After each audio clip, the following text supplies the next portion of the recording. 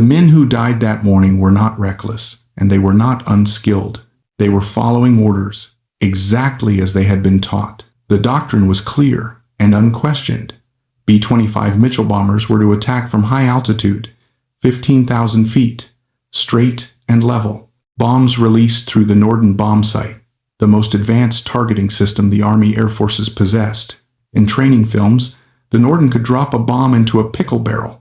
On paper, it was precision perfected. Over the Bismarck Sea, it was a death sentence. From that height, a bomb needed 42 seconds to reach the water. In 42 seconds, a ship moving at cruising speed could change course, slide hundreds of feet, and leave the impact point empty.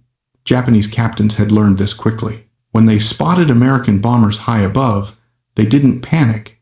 They turned. They zigzagged. They waited. Below, anti-aircraft gunners had all the time they needed.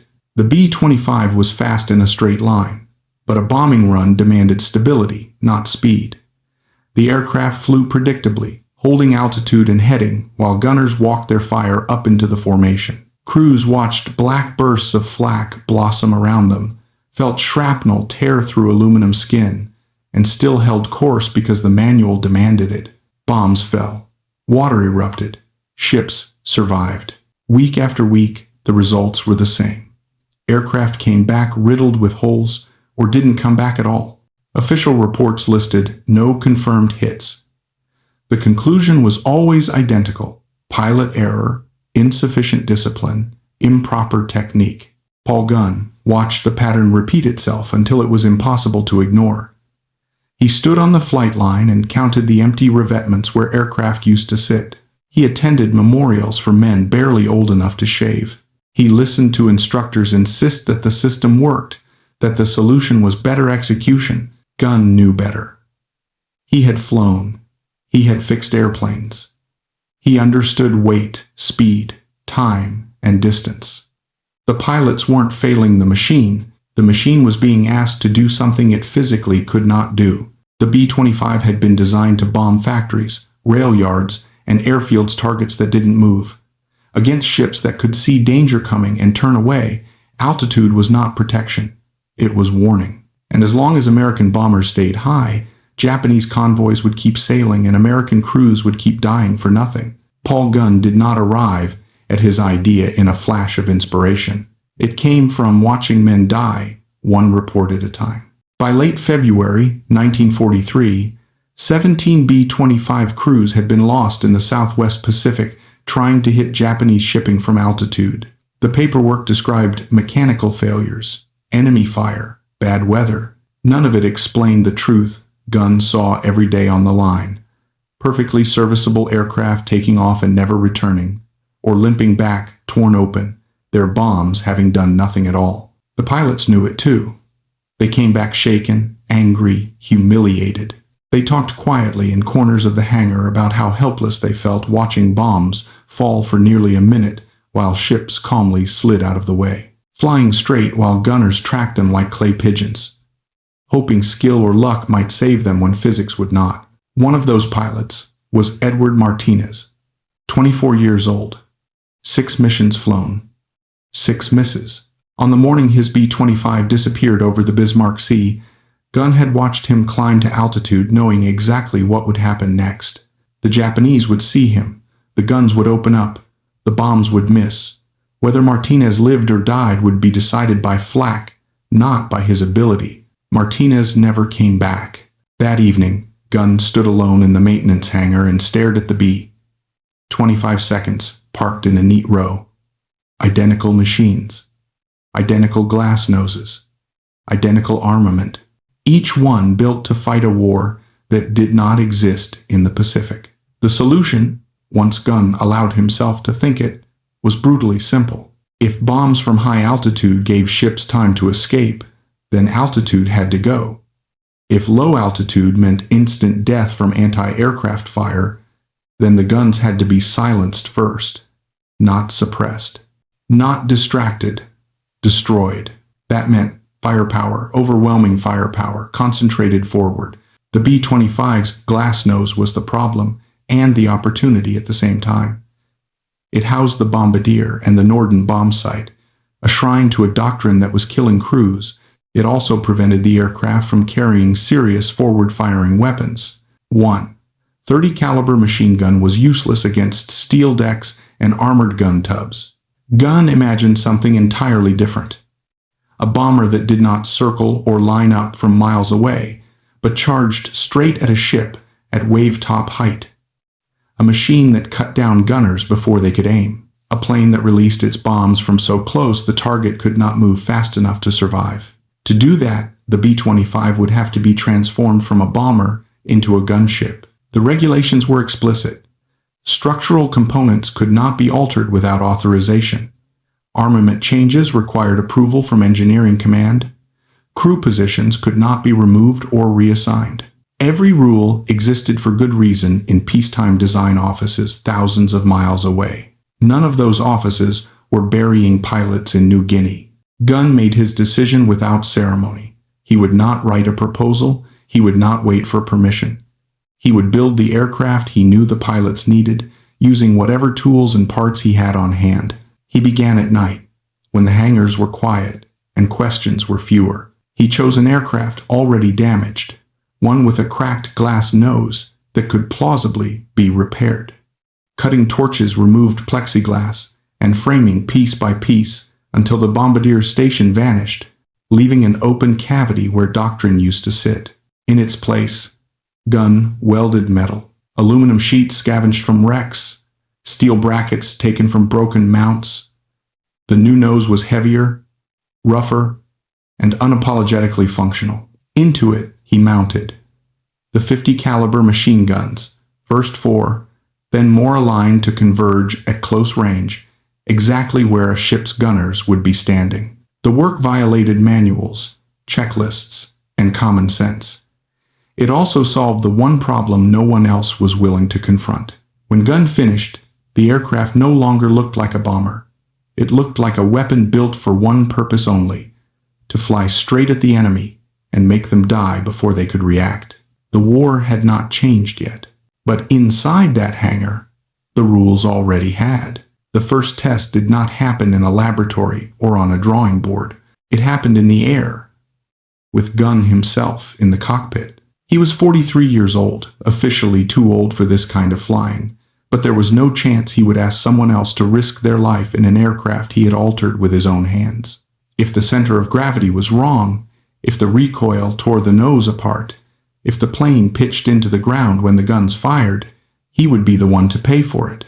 At dawn, the modified aircraft rolled down the strip and lifted into the humid New Guinea air. It handled differently, heavier in the nose, slower to respond, but it flew. That alone meant the idea had survived its first trial. The real test came days later. The target was a Japanese-held airfield, protected by anti-aircraft guns and lined with fighters parked wing to wing. Under the old doctrine, bombers would have attacked from altitude and hoped for damage. Gunn did not climb. He went in low, skimming over the terrain, invisible until the last moments. When the anti-aircraft guns opened fire, he pressed the trigger. The effect was immediate and shocking. Multiple 50 caliber machine guns fired at once, their streams converging into a single zone of destruction. Gun pits disappeared in clouds of dirt and debris. Gunners were cut down before they could correct their aim. The aircraft shook under the recoil, but it held together, surging forward through its own wall of fire. Gunn pulled up and came around. Again, the gun spoke. Fighters on the ground tore apart, fuel igniting, metal folding in on itself. In minutes, the airfield was burning. Every aircraft returned. The reports confirmed what Gunn already knew. Anti-aircraft fire had been silenced before it could become lethal. The attackers had survived not by staying out of range, but by killing faster than the enemy could react. Word spread quickly. Pilots wanted the same modifications. Commanders wanted results. General George Kenney asked one question, and only one: did it work? When Gunn answered yes, the order was simple: build more. Now the idea scaled. B-25 Mitchells were pulled into hangars and stripped of their glass noses. Metal replaced plexiglass. Machine guns multiplied. Some aircraft carried 8 forward-firing 50 calibers, others 10, 12, even more. Ammunition filled the fuselage. Weight shifted forward, and Gunn compensated with ballast and revised procedures, recalculating balance the way only someone who truly understood aircraft could. The bomber was no longer a bomber. It was a strafer. Training changed with the machines. Pilots learned to fly at wave-top height, to attack head-on, to hold the trigger down, and trust the guns to clear the way. Bombs were no longer dropped from miles above. They were released from 50 feet, skipping across the water and slamming into hulls before ships could turn. The first convoy attacks were devastating. Ships that had once shrugged off high-altitude bombing were ripped open at the waterline. Crews that had calmly waited for bombs now had seconds to live. Anti-aircraft guns went silent before they could be used. Then came March 1943. Off the coast of New Guinea, a Japanese convoy steamed confidently through daylight. 8 transports and their destroyer escorts, carrying thousands of troops and months of supplies. Under the old rules, they would have been safe. They were not facing the old rules. B-17 seconds attacked from above, drawing attention and breaking formation. Then, low over the waves, the modified B-25 seconds arrived. They came in fast, almost invisible, guns already firing. Decks were swept clean. Bombs skipped and detonated. Ships burned, rolled, and sank in minutes. By the time it was over, the sea was filled with wreckage and bodies. Nearly an entire convoy had been erased in hours. The Japanese did not understand what had happened. They searched wreckage for new weapons, new technology, anything to explain the massacre. They found none. Nothing was new. It was the same airplane, the same guns, just welded into the right place and flown without asking permission. The impact of that day did not end when the smoke cleared over the Bismarck Sea. It rippled outward, quietly and relentlessly, through every level of the war. For the Japanese Navy, the lesson was immediate and terrifying. Daylight convoys, once the backbone of their Pacific logistics, had become death traps. Ships that had survived years of surface warfare were annihilated in hours by aircraft that did not behave the way aircraft were supposed to. Speed, altitude, and armor no longer mattered when an enemy could appear at wave-top height and tear a deck apart before a gunner could even swing his sights. Within weeks, Japanese orders changed. Major troop movements were pushed to night. Supplies were rerouted through submarines and fast destroyers. The sea lanes that had fed their armies began to starve them instead. In New Guinea, entire garrisons withered because food, ammunition, and reinforcements could no longer reach them in daylight. For the Americans, the results were just as dramatic, but far less visible. Pilots started coming home. Loss rates dropped. Missions that once felt like slow-motion suicides became violent but survivable. Crews who had expected to die on their next run began planning for the one after that. The strafer did not make them invincible, it simply gave them a chance. And that chance saved lives. Yet officially, none of it was supposed to exist. The modifications that had changed the air war violated regulations at every level. When inspectors finally noticed that B-25 seconds in New Guinea did not match factory specifications, reports were written and forwarded. Engineering officers in distant headquarters studied photographs and maintenance logs, trying to decide how something so unauthorized could be producing such extraordinary results. The question was never whether the idea worked. The numbers made that undeniable. The question was what to do about the man who had done it. Court-martialing Paul Gunn would have been easy. The manuals were clear. The evidence was undeniable. But so were the ships at the bottom of the sea and the pilots still alive to fly the next mission. No commander wanted to be the one who shut down a system that was saving crews and breaking the enemy. So, the paperwork stalled. Weeks passed. Then months. Quiet approvals replaced loud objections. Language was adjusted. Field modifications were acknowledged. Eventually, they were authorized. By the time official sanction arrived, the strafer was already proving itself across the Pacific. Manufacturers followed where mechanics had led. Engineers from North American Aviation studied Gunn's crude, welded designs, and refined them into factory models.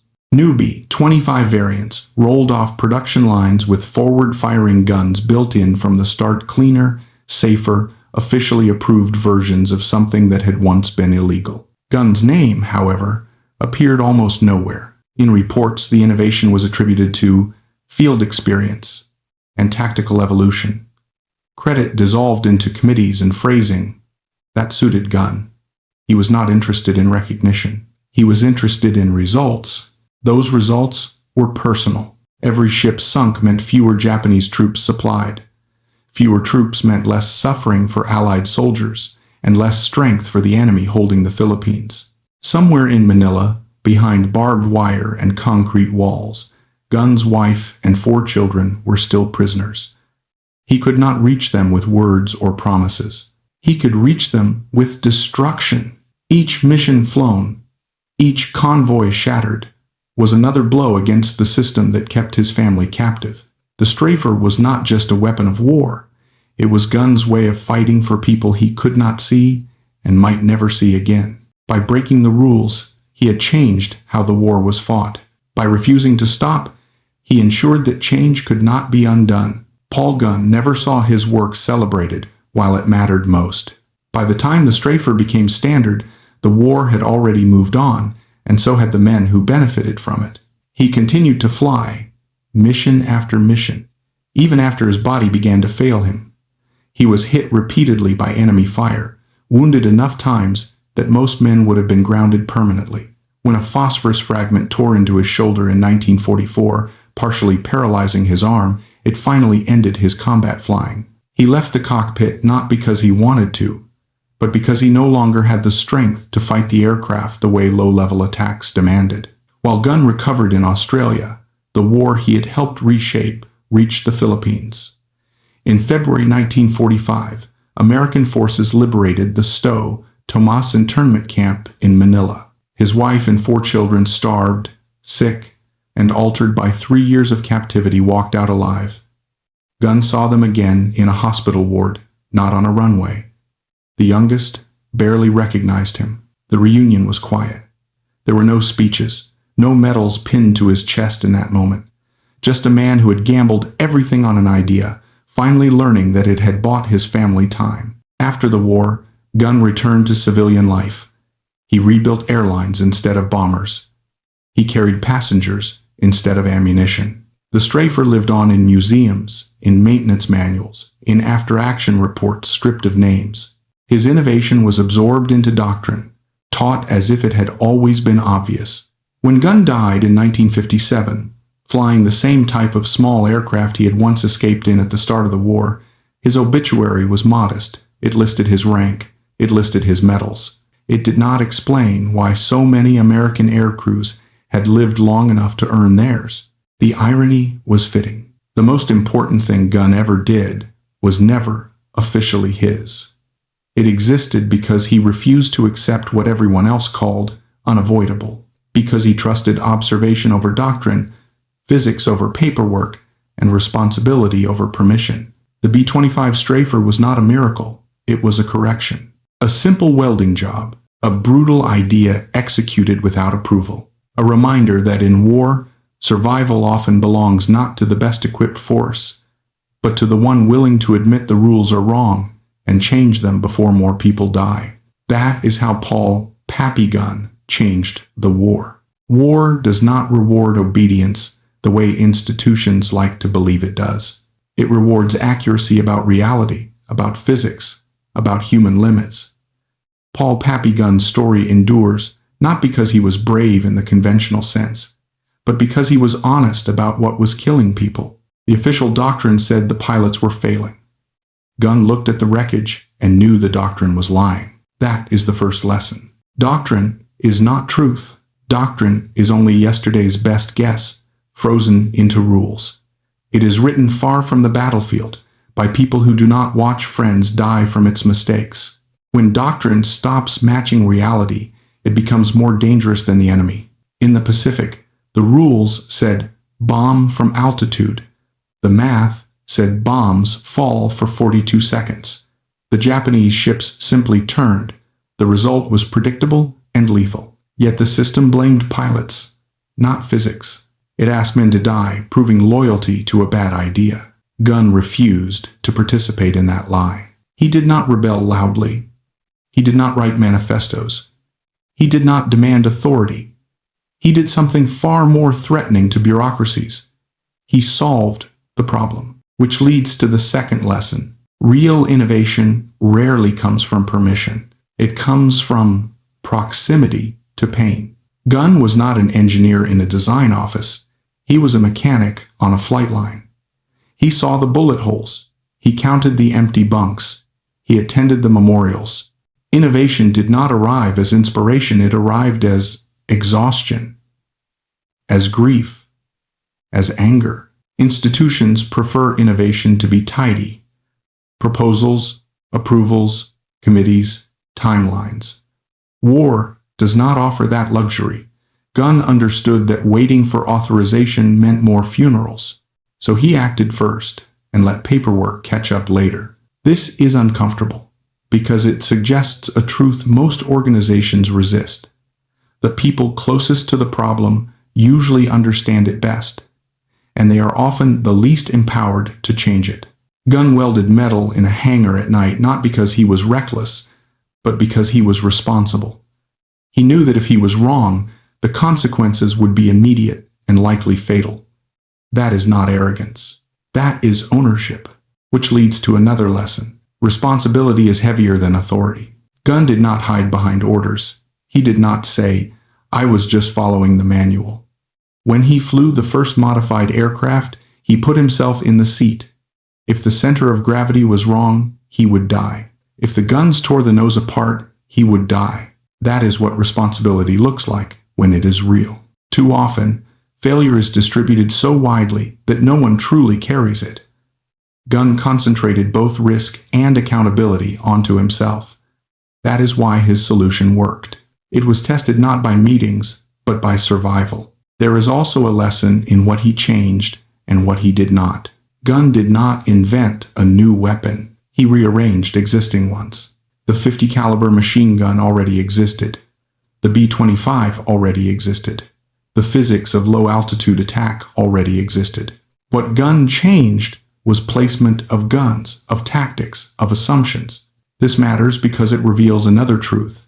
Revolutions are often structural, not technological. They are about how things are combined, not what is newly created. Progress does not always look like invention. Sometimes it looks like refusing to accept a bad arrangement. The Japanese never found a new weapon because there wasn't one. There was only a new willingness to admit the old approach was wrong, and that terrified them. Which brings us to the psychological dimension of Gunn's work. The strafer did not just sink ships, it broke confidence. Before Bismarck Sea, Japanese convoys believed daylight belonged to them. After it, daylight became fear. Sailors refused to sail. Commanders altered plans. Entire campaigns slowed because supply lines withered under psychological pressure. This reveals a lesson often overlooked in military history. Morale is shaped by predictability, and it collapses when predictability dies. The Japanese knew how to counter high-altitude bombers. They did not know how to counter aircraft that ignored the script. Gunn didn't just change tactics, he destroyed the enemy's mental model of the battlefield. That is power far beyond tonnage sunk. There is also a deeply human lesson in Gunn's motivation. He was not driven by medals or legacy. His family was starving behind barbed wire. Every ship sunk was fewer supplies reaching the men who held them captive. Gunn's innovation was not abstract, it was personal. This matters because it contradicts the myth that effective leadership must be detached. Emotion did not cloud Gunn's judgment. It sharpened it. He did not lash out blindly. He did not seek revenge for its own sake. He focused his anger into precision. His love for his family translated into disciplined destruction of the systems harming them. This is an uncomfortable lesson because modern culture often equates professionalism with emotional distance. Gunn proves the opposite. When emotion is aligned with reality and responsibility, it becomes clarity. Another lesson lies in how the system responded after success. Once the strafer worked, institutions quietly adopted it. Manuals were rewritten. Factories integrated the design. Gunn's name faded. The idea remained. This is not injustice, it is pattern. Systems absorb success, but resist crediting disruption. Organizations prefer to pretend innovation was inevitable, planned, and orderly. They rarely acknowledge that it began as rule-breaking by someone willing to risk punishment. Gunn did not fight this. He did not demand recognition. He cared about outcomes, not authorship. There is a lesson there too. Impact matters more than acknowledgement. Gunn's reward was not a headline. It was pilots coming home. It was fewer families receiving telegrams. It was, eventually, seeing his own children alive. History remembers results longer than names. And finally, there is the quietest lesson of all. Gunn did not believe war made him special. He believed problems demanded honesty. The strafer was not genius. It was clarity under pressure. Gunn saw that altitude protected bombers from guns but exposed them to inevitability. He traded one risk for another, but he chose the risk that could be controlled. This is the final lesson. Progress begins when we stop confusing safety with familiarity. High-altitude bombing felt safe because it followed rules. Low-level attack was dangerous, but it was honest. Gunn chose honest danger over safe illusion. In the end, Pappy Gunn did not change the war by being louder, smarter, or more powerful than everyone else. He changed it by refusing to accept an answer that contradicted reality. He looked at death rates and asked why. He looked at physics and listened. He looked at rules and decided lives mattered more. That is not just a wartime lesson. It is a human one. There is a temptation, when looking back at stories like Gunn's, to turn them into legends and leave them there. Legends are comfortable. They let us admire courage without asking whether we would recognize the same truth under pressure. But the real value of this story is not admiration, it is discomfort. Because Gunn's situation was not unique. What was unique was his response. Every organization at war in 1943 had access to the same information Gunn did. Bombs were missing, ships were surviving, crews were dying. The data was visible in after-action reports and casualty lists. The difference was that most people treated those facts as unfortunate costs of doing business. Gunn treated them as evidence. That distinction matters. Evidence demands action. Costs invite excuse. When institutions accept failure as inevitable, they stop learning. They become emotionally invested in continuity, not effectiveness. Gunn did the opposite. He treated failure as an error signal, not a sacrifice to be honored and repeated. This is why innovation so often comes from outsiders. Retirees were called to service, mechanics, junior officers, and people who, technically, don't belong. They are not yet loyal to the illusion that the system cannot be wrong. Gunn had already lived a full career before the war began. He had already retired. He had nothing left to prove and nothing to lose professionally. That freedom mattered. It allowed him to see the situation clearly, which reveals another lesson. Career safety and intellectual honesty are often in conflict. Most people inside large systems learn, consciously or not, that survival depends on alignment. You are rewarded for reinforcing the existing model, not questioning it. Gunn was free from that gravity. He did not need promotion. He needed results. That freedom is rare and dangerous to bureaucracies. Because when someone like Gunn succeeds, it exposes an uncomfortable truth. The failure was never inevitable. It was tolerated.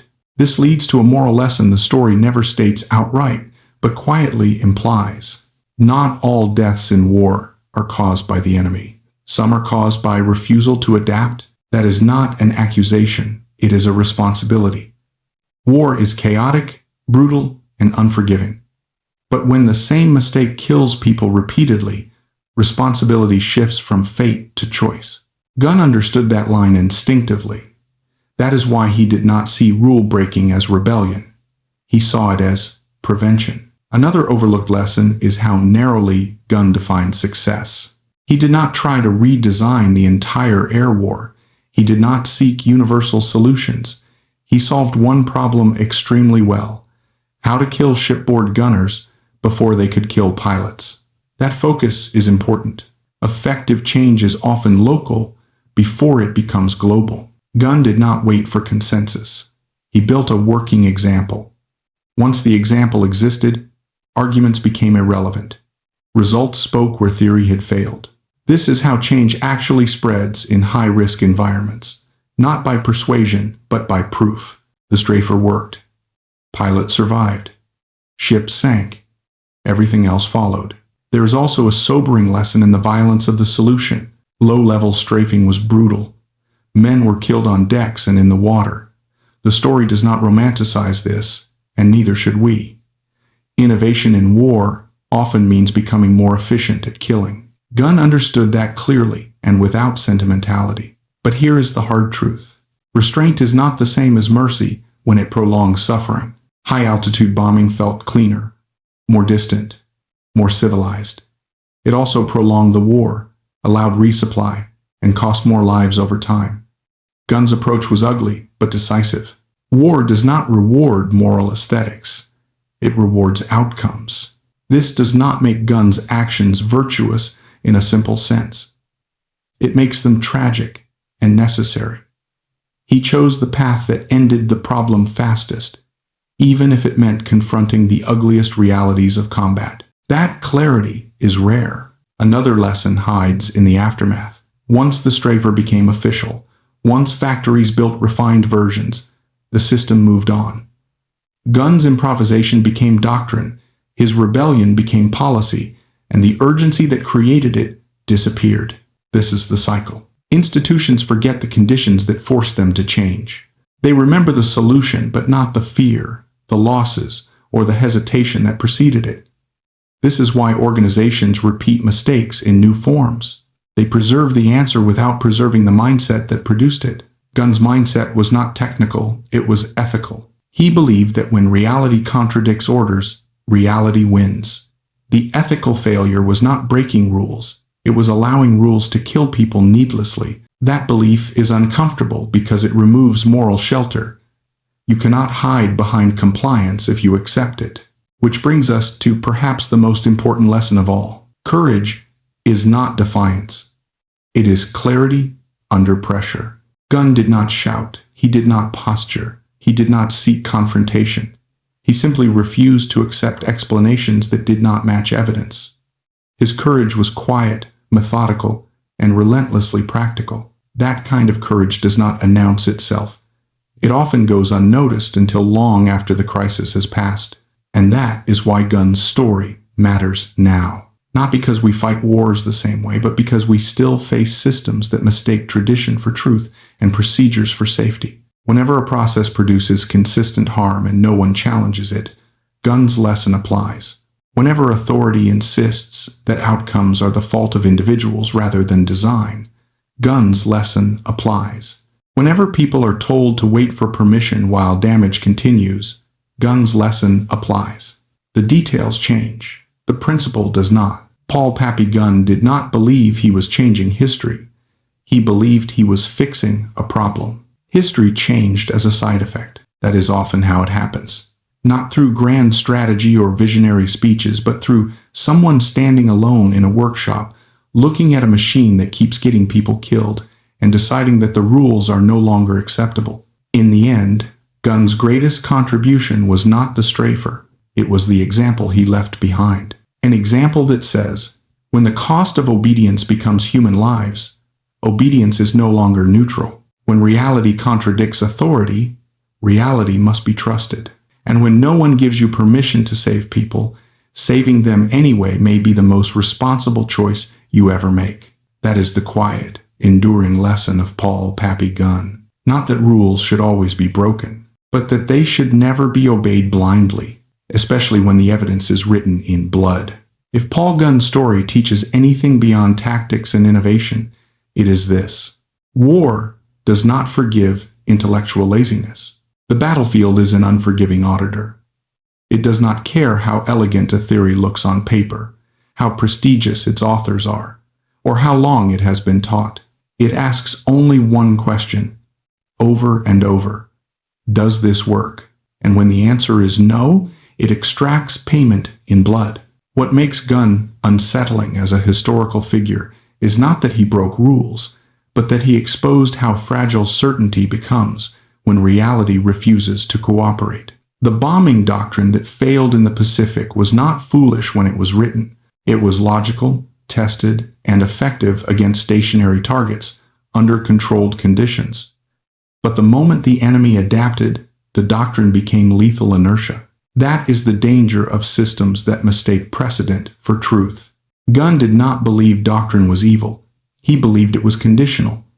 And that belief put him at odds with an institution that relied on stability more than accuracy. Stability is comforting. It allows organizations to function at scale. But in war, stability can become stagnation, and stagnation becomes death. This is why Gunn's defiance mattered. It wasn't emotional rebellion. It was epistemological rebellion. He rejected how knowledge was validated. For the Army Air Forces, knowledge came from manuals, training cycles, and centralized approval. For Gunn, knowledge came from observation, repetition, and consequence. One was orderly, the other was honest. And honesty, in war, is terrifying. Because honest answers often imply uncomfortable actions. They demand risk, accountability, and the possibility of being wrong in public. Gunn accepted all of that. Most systems are designed to avoid it.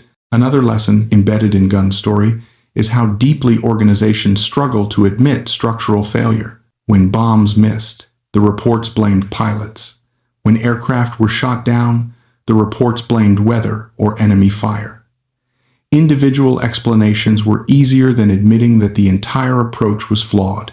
This is a common human instinct. Personalize failure to protect the system. Gunn reversed that instinct. He understood that if many competent individuals fail in the same way, the problem is not the individuals, it is the design. And design problems cannot be fixed with discipline. They require change. This is a lesson far larger than aviation history. Whenever a system demands perfection from humans to compensate for its own flaws, it is already broken. The B-25 crews were expected to fly straight and level through flak for long seconds because the bombing method required it. The margin for error was zero. That is not a human problem. That is a system that assumes humans can behave like machines under fire. Gunn refused that assumption. He redesigned the system to match human limits instead of demanding humans exceed them. This inversion, designing around reality instead of denying it, is the core of every meaningful innovation under pressure. There is also a lesson in what Gunn did not do. He did not try to save every pilot. He did not promise safety. He did not chase invulnerability. The strafer was still dangerous. Low-level attack meant exposure. It meant recoil, stress, and brutal close combat. Gunn accepted risk, but he made it productive risk. That distinction matters. Unproductive risk is risk taken to preserve appearances, tradition, or convenience. Productive risk is risk taken to change outcomes.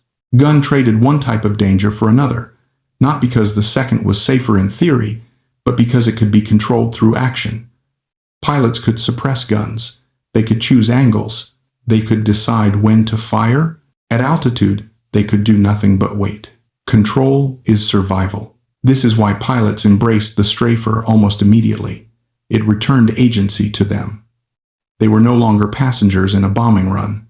They were actors, and in combat, agency is as valuable as armor. Another layer of Gunn's story lies in timing. Had he tried the same modifications earlier in the war, he might have been ignored. Had he tried them later, the opportunity might have passed. Gunn acted at the precise moment when losses were undeniable, morale was fraying, and command was desperate for results. Innovation often requires not just insight, but urgency. And urgency is created by failure. This creates a paradox. Systems often need to fail visibly before they allow themselves to change. Gunn's tragedy and his necessity came from operating inside that window when failure had become too expensive to ignore. There is also a profound irony in how Gunn's work was ultimately legitimized. Once the strafer proved itself, engineers refined it, factories standardized it, and manuals incorporated it. The very system that resisted the idea eventually claimed it as its own. This is not hypocrisy. It is survival. Institutions cannot function if they celebrate rule-breaking as a norm. They must absorb innovation and erase its rebellious origins to maintain order. Gunn understood this instinctively. He did not fight for recognition because he knew the system could only accept the solution by forgetting how it was born. This tells us something uncomfortable about progress. Progress is often laundered to look respectable. The rough edges are smoothed. The risks are forgotten. The people who acted without permission fade into footnotes. What remains is the result, divorced from the courage that made it possible. Gunn accepted this trade without bitterness. He did not need the story to remember him. He needed the planes to work. Another lesson emerges when we consider Gunn's personal cost. He was not untouched by what he did. He flew dozens of combat missions. He was wounded repeatedly. He carried the physical consequences of low-level warfare for the rest of his life. The strafer saved others, but it did not spare him. This matters because it dispels the myth that innovators are protected by their own ideas. Gunn was not insulated by success. He paid for it in blood and pain like everyone else. Innovation does not exempt anyone from sacrifice. It redistributes it. And in Gunn's case, he accepted more than his share. There is also something deeply human in how his story resolves. After years of fighting to change the war, Gunn was reunited with his family, not on a victory parade route, but in a hospital. There was no triumphal return, just survival. That quiet ending is more honest than any ceremony could be, because war does not give closure, it gives continuation. Gunn went back to civilian aviation. He built airlines. He carried passengers safely across the same skies where he once hunted ships. That transition from destruction to connection is one of the most underappreciated parts of his legacy. It suggests another lesson. The skills that save lives in war are often the same skills that build peace afterward. Precision, respect for physics, responsibility for outcomes. Gunn did not become a different man after the war. He applied the same mindset to a different purpose. And yet, even in peace, the war followed him. He died flying, in weather, in an aircraft. The sky never truly released him. This is not poetic irony. It is realism. People who change history rarely escape it. Finally, Gunn's story challenges how we define heroism. He was not heroic because he killed thousands of enemies. That is an outcome, not a virtue. He was heroic because he refused to accept explanations that made death inevitable. Heroism, in this sense, is not bravery under fire. It is responsibility under uncertainty. It is the willingness to say, "This is wrong," even when the wrongness is invisible to those in power. It is the courage to act without guarantee of success or forgiveness. Gunn did not know the strafer would work. He only knew that the existing approach was failing. That is the moment where character is revealed, not when success is certain, but when failure is familiar and unacceptable. And that is why his story endures. Not because it features spectacular destruction, but because it captures a universal human dilemma. Whether to obey a system that no longer serves its purpose, or to risk everything to change it. Pappy Gunn chose the second path. He welded metal where glass had failed. He placed guns where theory had stood. He trusted reality over reputation. And in doing so, he left behind a lesson that extends far beyond World War II. When lives are being lost to habit, when failure is explained instead of corrected, and when waiting for permission becomes its own form of violence, the most responsible act may be to act first and accept the consequences later. That is not recklessness. That is moral clarity under pressure. And that, more than any weapon he built, is the legacy of Pappy Gunn. And when waiting for permission becomes its own form of violence, The most responsible act may be to act first and accept the consequences later. That is not recklessness. That is moral clarity under pressure. And that, more than any weapon he built, is the legacy of Paul Pappy Gunn.